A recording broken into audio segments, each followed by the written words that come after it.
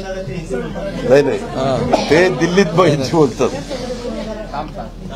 मी माझी भावना मगाशीच मांडली आहे की केवळ आत्ता एवढंच सांगेन की महाराष्ट्राच्या जनतेसमोर आम्ही नतमस्तक आहोत.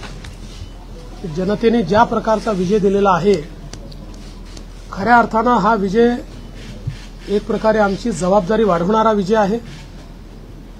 देशाचे प्रधानमंत्री मोदीजींवर महाराष्ट्राने दाखवलेला विश्वास आहे आणि त्यामुळे आता आम्हाला खूप काम महाराष्ट्रामध्ये करावं लागेल याची आम्हाला जाणीव होते आहे.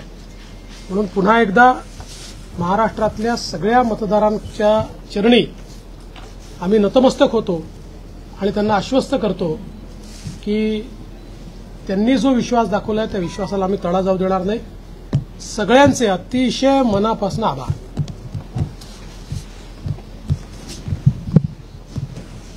तर म्हणजे आजचा हा महाराष्ट्रातला ऐतिहासिक दिवस आहे आणि ऐतिहासिक विजय देखील आहे.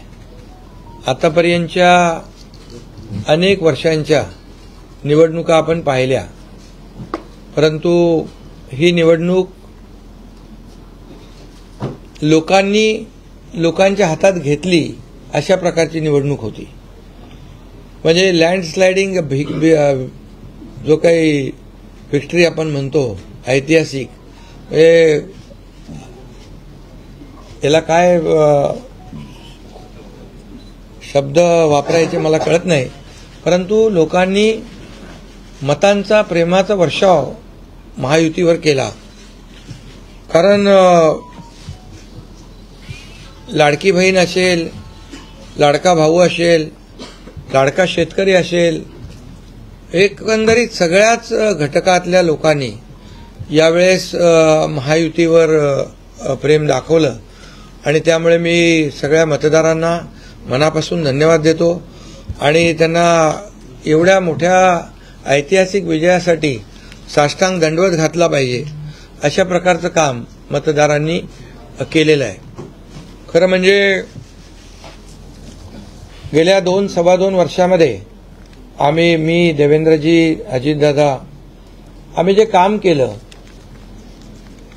या राज्यामध्ये की शिवसेना, भाजपा, राष्ट्रवादी, आरपी, आमचे आठवले साहेब इकडे आहेत आणि आमचे इतर घटक मित्रपक्ष, आणि जे निर्णय आम्ही घेतले ते निर्णय आतापर्यंतच्या इतिहासामध्ये न भूतो न भविष्यते असे होते.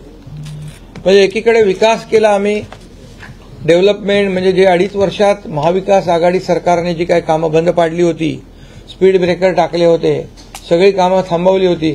तुमच्या काळातली जी कामं, जसं महाविकास आघाडीचं सरकार 2019ला आलं त्यानंतर ती सगळी कामं बंद पाडली, त्याला स्टे दिले आणि ते स्टे आम्ही सगळे काढले आणि कामं सुरू झाली. मग अटल सेतू झाला, समृद्धी झाला, आपला कोस्टल झाला आणि मेट्रो झाली, कारशेड झालं आणि मोदी साहेबांच्या शुभ हस्ते त्याचं आम्ही उद्घाटनही करू शकलो. ज्याचं भूमिपूजन मोदी साहेबांनी केलं त्याचं उद्घाटन करण्याचे भाग्य आम्हाला मिळालं आणि त्यामुळे कामाला आम्ही प्राथमिकता दिली, विकासाला आम्ही प्राधान्य दिलं आणि आम्ही त्यामध्ये एकच डोळ्यासमोर ठेवलं की या राज्याचा सर्वांगीण विकास. आणि राज्याचा सर्वांगीण विकास करत असताना सर्व घटकांना आम्ही समोर ठेवलं आणि पाहिलं की जे 2.5 वर्षामध्ये जी कामं त्यांनी थांबवलेली आणि 2.5 वर्ष त्यांनी जे सगळं बंद पाडलं होतं ते किती वेगाने आम्ही सुरू करू शकलो याचं समाधान आणि आनंद आम्हाला आहे. कारण त्याचे तुम्ही ते फळं पाहत आहे. सगळी लोकांना आपण मेट्रो दिली, समृद्धी दिलं, अटल सेतू दिला, कोस्टल दिलं, लोक तो वापरू लागले. आणि त्याचबरोबर दुसरीकडे कल्याणकारी योजना आम्ही केल्या. कल्याणकारी योजनेमध्ये लाडकी बहीण, मुख्यमंत्री लाडकी बहीण योजना, त्यानंतर मग लाडका भाऊ केला आम्ही, युवा प्रशिक्षण योजना केली, 3 गॅस सिलेंडर दिले, त्यानंतर वयोश्री योजना केली, शेतकऱ्यांची आम्ही योजना केली, शेतकऱ्यांना वीज बिल माफ केलं, शेतकऱ्यांचं जे 7.5 HP 3, पंपाच्या. 5, 7.5 हां, 3, 5, 7.5 आणि त्या पंपाचं वीज बिल माफ केलं. शेतकऱ्यांना आम्ही 2.5 वर्षामध्ये 2.25 वर्षामध्ये आतापर्यंतच्या इतिहासामध्ये जेवढा मोबदला दिला नव्हता 15,000 कोटी रुपये तो दिला. त्यांच्या योजनांसाठी 45,000 कोटी रुपये. म्हणजे एकंदरीत कल्याणकारी, मी डिटेलमध्ये जात नाही त्याच्यामध्ये, पण एकीकडे विकास आणि दुसरीकडे कल्याणकारी योजना याची आम्ही सांगड घालण्याचा प्रयत्न केला. आणि नेमकं यामध्ये आमचा उद्देश एवढाच होता की या राज्याला पुढे न्यायचं, या राज्याचा सर्वांगीण विकास करायचा, या राज्यातल्या प्रत्येक घटकाला काही ना काही राज्य सरकारच्या माध्यमातून आधार मिळाला पाहिजे. आणि मग आम्ही सर्वसामान्यांचं सरकार म्हणायचो. मग सर्वसामान्यांचं सरकार म्हणताना सर्वसामान्याला काय मिळालं याचा विचार आम्ही केला. आणि मला अभिमानाने या ठिकाणी सांगायचं आहे की मोदी साहेबांनी, केंद्र सरकारने देखील आमच्या पाठीमागे उभे राहिले ताकदीने, की जे आमचे प्रस्ताव जे आहेत ते त्यांनी मान्य केले. आणि मोठ्या प्रमाणावर गेल्या 10 वर्षामध्ये जे केंद्राने देखील या राज्याला 10 वर्ष तर जाऊ द्या, पण 2-2.5 वर्षामध्ये देखील आम्हाला लाखो कोटी रुपयांचं सहकार्य केलं. त्यामुळे एक डबल इंजिनचं सरकार देखील या राज्यामध्ये, वेगवान सरकार, गतिमान सरकार, निर्णय घ्यायला धडाधड निर्णय घेतले आम्ही. त्यामुळे 2.5 वर्षात सिंचन प्रकल्प 4 त्यांनी केले महाविकास आघाडीने, आम्ही होतो तिकडे. आणि आता आमच्या वेळेस सुप्रमा 124 सुप्रमा दिल्या. म्हणजे एक फक्त उदाहरण की अशा प्रकारचं काम आम्ही केल्यामुळे या राज्यातल्या जनतेने, सर्वसामान्य माणूस आम्ही केंद्रबिंदू मानला. म्हणजे त्याच्यामध्ये महिला आहेत, गरीब आहे, युवक आहे, शेतकरी आहे, यांना आम्ही केंद्रबिंदू मानून काम केलं आणि त्यांच्यासाठी आम्ही योजना केल्या. काय आमच्यावर आरोपही झाले, एका रेवड्या बाटण्या काय काय काय म्हणजे तुम्ही हे वाटप सुरू केलंय, बहिणींना विकत घेताय का, काही लाच देताय का, या सगळ्या गोष्टीला आम्ही सामोरे गेलो. कोर्टामध्ये काही लोक गेले ही योजना बंद करण्यासाठी. आणि म्हणून लाडकी बहीण योजना जी आहे, त्याचबरोबर शासन आपल्या दारी, आम्ही याच्यापूर्वी शासन आपल्या दारी आम्ही केलं. डायरेक्ट तेव्हाही योजना होत्या, पूर्वी लाभही होते, सगळं होतं, परंतु लोक कंटाळून ते योजनांचा लाभ घेण्यापासून वंचित राहत होते. आम्ही 5 कोटी लोकांना त्याचा लाभ दिला, शासन आपल्या दारी. आणि आपल्या लाडकी बहीण योजना, यामुळे एकंदरीत लोकांनी विश्वास ठेवला की हे देणारं सरकार आहे, हे फक्त बोलणारं सरकार नाहीये. आणि म्हणून देणारं सरकार आहे याच्यावर विश्वास ठेवला. आणि कल्याणकारी योजना ज्या केल्या आम्ही फक्त बोललो नाही, तर 5 इन्स्टॉलमेंट लाडक्या बहिणींच्या खात्यात टाकले सुद्धा. आणि आम्हाला माहित होतं हे विरोधक सावत्र भाऊ आमच्या या नोव्हेंबरच्या पैशामध्ये अडकाटे आणतील, म्हणून आम्ही ऑक्टोबरमध्येच आचारसंहिता लागायच्या अगोदर नोव्हेंबरचे पण पैसे दिले. कारण शेवटी आम्ही देण्याची नियत आमची आहे, नियत साफ आहे. कारण आम्ही फक्त कागदावर योजना ठेवायच्यासाठी केलं नाही. आणि त्यामुळे एकंदरीत या राज्यामध्ये सर्वसामान्यांचं सरकार सर्वसामान्यांसाठी काहीतरी करतंय ही भावना प्रत्येकाच्या मनामध्ये निर्माण झाली. आणि आम्ही म्हणालो कॉमन मॅन. आता कॉमन मॅनने आम्ही ठरवलंय की त्यांच्या जीवनामध्ये काही बदल घडवून, चांगले दिवस आणून त्याला सुपरमॅन करायचं. पण त्यांनी आम्हाला या निवडणुकीत सुपरमॅनसारखं काम करून दाखवलं. आणि एवढं भरभरून त्यांनी आशीर्वाद दिले की लोकांनी एवढंच आहे की यामध्ये बऱ्याचशा गोष्टी स्पष्ट झाल्या. लोकांनी कल्याणाचं आणि विकासाचं राजकारण स्वीकारलं. लोकांनी सुडाचं, आरोपाचं, द्वेषाचं राजकारण झिडकारलं. आणि म्हणून 2 निवडणुका, ज्या लोकसभेमध्ये पण आणि लोकसभेत फेक नरेटिव्ह वगैरे सगळं केलं, काय काय केलं, संविधान बदलणार वगैरे, सगळ्या जातीमध्ये भीती निर्माण केली, प्रत्येकाला घाबरवलं, तरी सुद्धा एवढं होऊन पण प्रधानमंत्रीपदी मोदी साहेबच बसले. आता ते म्हणाले जनतेच्या दरबारात जाऊ, आम्ही जनतेच्या दरबारात जाऊ, लोकसभेच्या वेळेस पण गेले. पण शेवटी एवढं करून, एवढं सगळं खोटं नाटं सांगून, लोकांना घाबरवून पण प्रधानमंत्रीपदी शेवटी मोदी साहेब बसले. आणि आताही म्हणाले आम्ही जनतेच्या दरबारात जाऊ. आता जनतेने त्यांना जो काय मॅन्डेट द्यायचा तो दिलेला आहे. आणि त्यामुळे जनतेने पूर्णपणे विकासाला आणि कल्याणकारी योजनांना स्वीकारलेला आहे. यामध्ये लोक रोज आमचं सरकार स्थापन झाल्यापासून रोज सरकार पडणार, सरकार पडणार, सरकार पडणार, रोज आम्हाला 3-4च शब्द ठेवले होते त्यांनी. ते शब्द तुम्हाला माहित आहे, मी ते परत त्याचा उच्चार करू इच्छित नाही. पण चौथा शब्द होता का? नाही. पण आम्ही त्याला आरोपाने उत्तर नाही दिलं. आम्ही कामातून उत्तर दिलं त्याला, आणि कामातून उत्तर दिलं, आणि ते काम लोकांना भावलं की बाबा हे काम करणारे लोक आहेत आणि काम सर्वसामान्य लोक आहेत. मी स्वतःला काय समजायचो, सीएम म्हणजे चीफ मिनिस्टर, मी म्हणायचो कॉमन मॅन आहे. आता कॉमन मॅन मध्ये मी जायचो. आता आमचे दोन्ही उपमुख्यमंत्री दोन्ही आम्ही 24/7 काम करत होतो. आणि याच्यामुळे घरी बसून सरकार चालवता येत नाही, फेसबुकवरून सरकार चालवता येत नाही, हे स्पष्ट झालेलं आहे. आणि म्हणून आम्ही लोकांच्या, बाळासाहेब सांगायचे, कार्यकर्ता घरात नाही लोकांच्या दारात शोभून दिसतो. शासन आपल्या दारी आम्ही घेऊन गेलो, शासन आपल्या दारी घेऊन गेलो आम्ही. आणि म्हणूनच आज बाळासाहेबांच्या विचारांनी आम्ही सरकार स्थापन केलं 2019ला मोदी साहेबांच्या आशीर्वादाने. आणि 2019ला जे सरकार स्थापन व्हायला पाहिजे होतं ते सरकार स्थापन झालं नाही. ते लोकांनी बरोबर लक्षात ठेवलेलं आहे. लोक ते विसरलेले नाहीत. आणि म्हणून या निवडणुकीत देखील कोण कुठल्या पक्षाचा, आता तुमचा कुठला पक्ष आहे? तुमचा राष्ट्रवादी घड्याळ. आता तो कोणाचा आहे ते लोकांनी ठरवलं. आणि शिवसेना कोणाची तेही ठरवलं. आणि लोकांनी ते ठरवलं. त्यामुळे आता बऱ्याचशा गोष्टी त्या स्पष्ट झालेल्या आहेत, बऱ्याचशा गोष्टी स्पष्ट झाल्या. आणि मला समाधान आहे की 2019ला 56 जागा आल्या होत्या, आणि त्या 56 मला वाटतं आताही 56 जागा आल्या, अजून चालू आहे. पण एकंदरीत आताच्या पर्यंत म्हणजे विकासाला लोकांनी महत्व दिलं. मोदीजींनी, आता अमित भाई असतील, नड्डाजी आहेत, तिथे पियुषजी आहेत, केंद्रीय मंत्री आपले भूपेंद्रजी आहेत, राजनाथ सिंगजी, बऱ्याच सगळ्या लोकांनी, आठवले साहेब तर आपल्या सोबतच आहेत, आठवले साहेब सोबत 100%.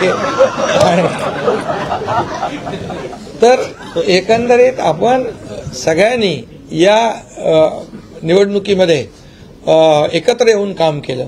आता एकत्र येऊन काम केलं, आता त्याच्यामध्ये काही लोकांनी म्हणा त्याचा अर्थ वेगवेगळा काढला. मोदी साहेब म्हणाले एकत्र या, विकासासाठी एकत्र या. आता लोकांना आवाहन केलं, जसं आम्ही काय त्याच्यामध्ये जातीपाती धर्माचा उल्लेख केला नाही, पण मतदानासाठी एकत्र या, विकासासाठी एकत्र या, या राज्याला पुढे घेऊन जाण्यासाठी एकत्र या, असं आवाहन करणं काय चुकीचं आहे. आणि लोकांनी ते एकत्र येऊन एकजुटीचं दर्शन या निवडणुकीमध्ये घडवलं. आणि मतांची टक्केवारी वाढली, मतदानाची टक्केवारी वाढली, महिलांच्या, आमच्या लाडक्या बहिणींच्या टक्केवारी वाढली. आतापर्यंत महिलांचं टक्केवारी कमी असायची पुरुषांपेक्षा, पण यावेळेस ती टक्केवारी जास्त आहे. आणि म्हणून लाडक्या बहिणी आमच्या ज्या आहेत त्या लाडक्या बहिणींनी सावत्र भावांना चांगला जोडा दाखवलेला आहे. आणि आम्ही म्हणायचो ना, खोडा घालणाऱ्यांना जोडा दाखवा.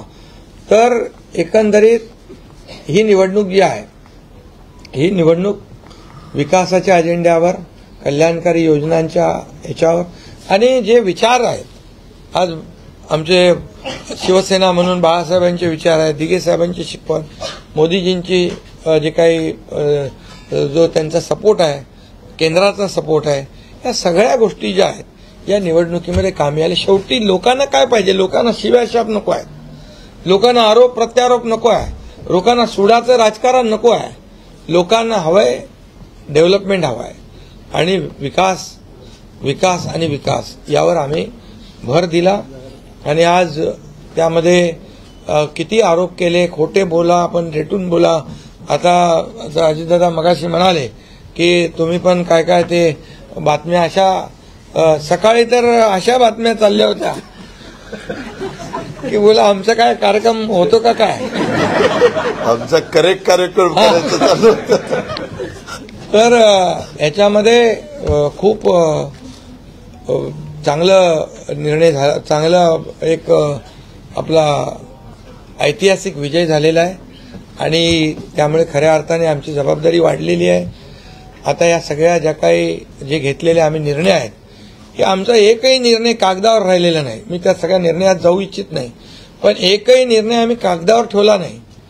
कुठली योजना आहे ती कार्यान्वित केली आम्ही आणि त्यामुळे जो लोकांचा विश्वास शेवटी यापूर्वी देखील आपण पाहिलं की काँग्रेस सरकार ज्या ठिकाणी असतील त्यांनी किंवा महाविकास आघाडी ज्यांनी ज्यांनी काही निर्णय घेतले, काही आश्वासनं दिली ती पाळली नाहीत. आश्वासनं दिली, नंतर कर्नाटकमधलंच आश्वासन घ्या, हिमाचलमधलं घ्या, आपल्या राजस्थानमधलं घ्या पूर्वीचं, की त्यामध्ये आश्वासन दिल्यानंतर निवडून आल्यानंतर केंद्राकडे पैसे मागायला लागले. आमच्याकडे पैसे नाही, हमारे पास पैसे नाही. असं आम्ही केलं नाही.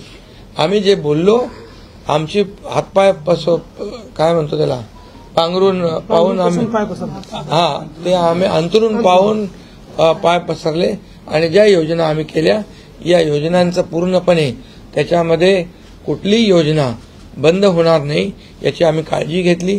सगळे नियम आम्ही पाळले, सगळ्या आरबीआयच्या केंद्र सरकारच्या गाईडलाईन आम्ही पाळल्या, कुठलंही व्हायलेशन आम्ही केलं नाही. आर्थिक दृष्टिकोनातून जे जे काही आम्ही नियोजन करायचं ते केलं आणि त्यामुळे त्यांना लोकांनी खोटं ठरवलं. ते आम्हाला म्हणाले तुम्ही लाडकी बहीण योजना देताय, पैसे कुठून आणणार, पैसे कुठून आणणार, हे फसवं आहे. आणि त्यांनीच आमची योजना चोरून नंतर त्यांच्या वचननाम्यामध्ये टाकली. मग तुम्ही कुठून आणणार. म्हणजे लोकांना कळलं की हे फक्त बोलतायत, करणार नाहीत आणि विश्वासाचा भाग आहे. आम्ही 2-2.5 वर्षामध्ये जे करून केलं ते लोकांसमोर आहे. आम्ही कुठल्याही काही याच्यामध्ये लपवाछपवी केली नाही.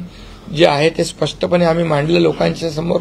लोकांच्या दरबारामध्ये आम्ही गेलो आणि लोकांना काम आवडतं, लोकांना विकास पाहिजे, लोकांना कल्याणकारी योजना पाहिजेत, ते आम्ही देण्याचा प्रयत्न केला आणि विकासाकडे या राज्याला नेण्याचा आम्ही प्रयत्न केला. यामध्ये केंद्राचा आम्हाला खूप मोठ्या प्रमाणावर सपोर्ट मिळाला.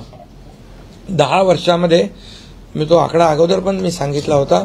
मनमोहन सिंग प्रधानमंत्री होते, 10 वर्षात राज्याला त्यांनी 2 लाख कोटी दिले, पण यावेळेस 10 वर्षामध्ये मोदीजींनी 10 लाख कोटी दिले. आताचं नवीन उदाहरण तर 76,000 कोटी वाढवण बंदर आहे, दिघी बंदर आहे. अशी म्हणजे डेव्हलपमेंटसाठी जे आहे, मग ते एअर कनेक्टिव्हिटी असेल, water connectivity, rail connectivity, road connectivity असेल, अनेक प्रकल्पांना जे काही पाण्याची योजना असतील आमच्या, त्या सगळ्याला खूप मोठ्या प्रमाणावर सपोर्ट केला आणि त्यामुळे आम्ही या राज्याला विकासाकडे घेऊन जाऊ शकलो आणि लोकांना कल्याणकारी योजना आम्ही देऊ शकलो. आणि लोकांना आम्ही याच्यामध्ये मतं नाही, आम्ही लोकांची मनं जिंकलेली आहे.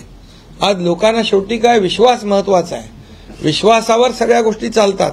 तुम्ही काही सांगा आणि नंतर त्या हात वरती करा, अशा प्रकारचं काम आमच्याकडून झालं नाही.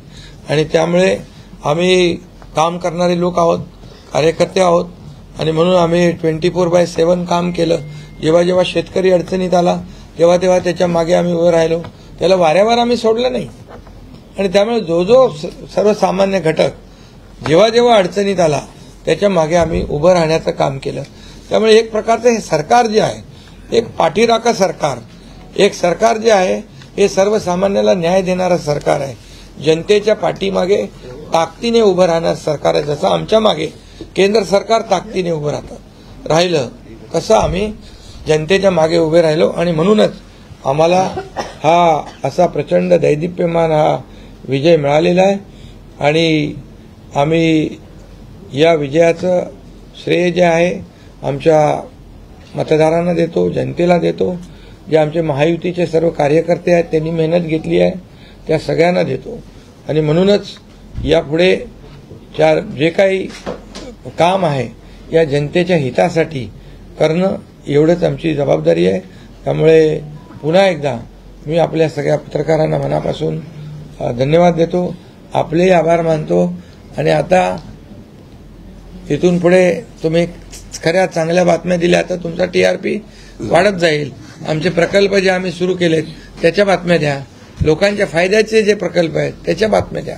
देवेंद्र जी, वाचाळवीरांच्या बातम्या दूंगा का? देवेंद्र जी, एक सवाल ये है कि महाराष्ट्र में पिछले कुछ समय से जाति जाति में लगातार एक दंगा फैलाने की कोशिश हो रही थी। क्या स्थिर सरकार को लेकर कि मैंडेट है क्या? दूसरा, वोट जिहाद शब्द आपने इस्तेमाल किया था, इस बार भी ऐसी कोशिश कई जगहों पर हुई थी, उसको कैसा जवाब? मुझे ऐसा लगता है कि प्रधानमंत्री जी ने एक जो नारा दिया था, एक है तो सेफ है, सब समाज को साथ में लाने वाली जो बात प्रधानमंत्री जी ने कही थी, महाराष्ट्र के लोगों ने उसको रिस्पॉन्ड किया है और महाराष्ट्र के सभी समाजों ने एक साथ मिलकर एक बड़ा मैंडेट हमको दिया है। मुझे लगता है कि आज निश्चित रूप से जो लोग तुष्टीकरण की राजनीति करना चाहते थे, जो डिविजिव पॉलिटिक्स करना चाहते थे, उनको करारा जवाब जनता ने ही दिया है और प्रधानमंत्री जी की बात को लोगों ने यहाँ पर एक्सेप्ट किया है।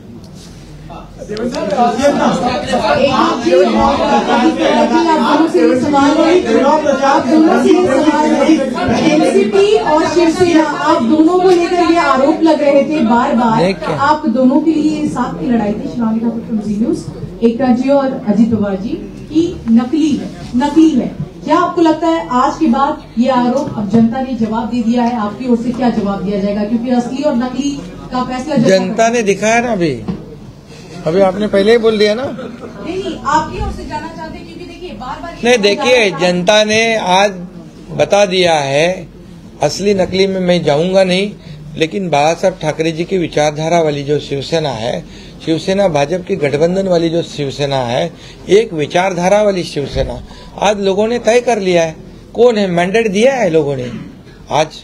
अभी तो मुझे लगता है वो तो अभी उनको तो हम कैसे रोकेंगे, वो तो और कुछ ना कुछ बोलते रहेंगे, लेकिन जनता की अदालत में जाने के बाद उनको भी दिखाया है और हमें भी दिखाया है।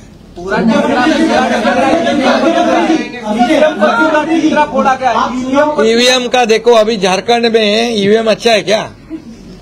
झारखंड में, कर्नाटक में ईवीएम अच्छा था। जब अभी वो लोग पहले जब जीतने के बाद बोलते ईवीएम अच्छा है, इलेक्शन कमिश्नर अच्छा है, वो लोग तो सुप्रीम कोर्ट तक तो उनको सलाह मशवरा देते हैं उनको। वो जो यंत्रणा उनके बाजू से, मतलब उनके फेवर में रिजल्ट आते अच्छी है। अभी तो वोटर लिस्ट पे भी उन्होंने ऑब्जेक्शन लिया था। तो जब हार जाते हैं तो बोलते ये यंत्रणा खराब है, जीतते तो बोलते अच्छा है। ऐसा कैसा है?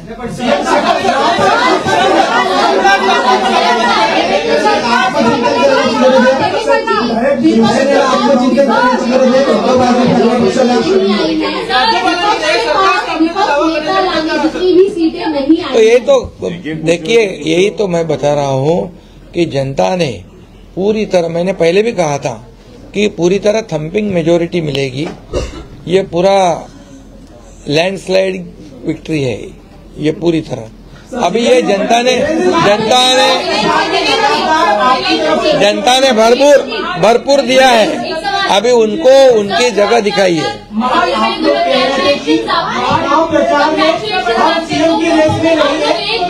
एक ही मुख्यमंत्री बनने वाला है, ऐसे में तीनों में कुर्बानी कौन देगा, इसको लेकर थोड़ा बताइए। अरे भैया, अभी हम लोग, अभी तो आंकड़े भी आने के अभी चालू है ना, काउंटिंग चालू है। अभी होने के बाद हमारी तीनों पार्टियां बैठेगी।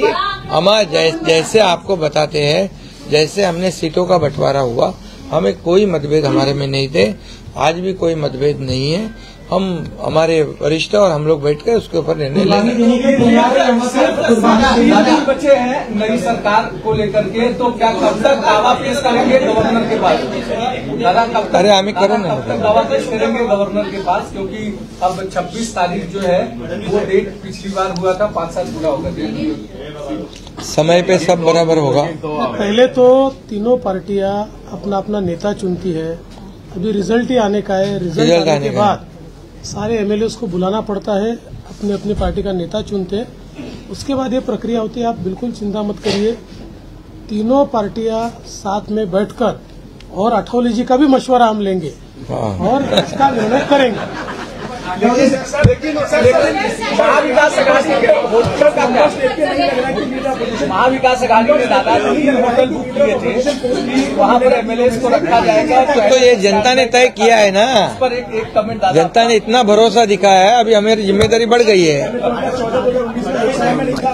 हाँ, तो फिर वही तो पब्लिक जनता ने दिखा दिया है, जनता ने पूरा विश्वास दिखाया, तो हम पूरे विश्वास के साथ अभी काम करेंगे। सीएम साहब 3 होटल महाविकास आघाड़ी ने बुक किए थे, कल से 3 होटल महाविकास आघाड़ी ने बुक किए थे और कल रात में 3 बार मीटिंग हुई कि यहाँ पर हमने एक भी मीटिंग नहीं करी थी, हम लोग शांत बैठे थे।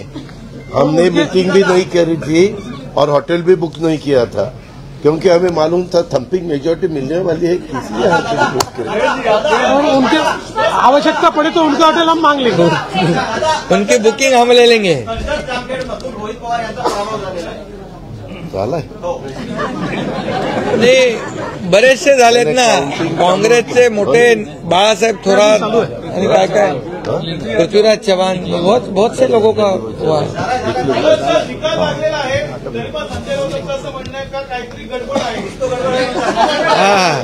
लोकांच्या मनातला निकाल नाहीये, बॅलेटवर निवडणुका घ्यायला हवा।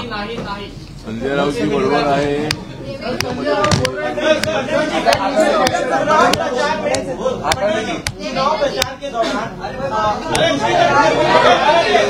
अरे भाई छोड़ो, आता 2 प्रश्न मराठीत घेऊ, आपण संपला. महाराष्ट्रात बसलो आणि मग संपवा। 2 प्रश्न मराठी।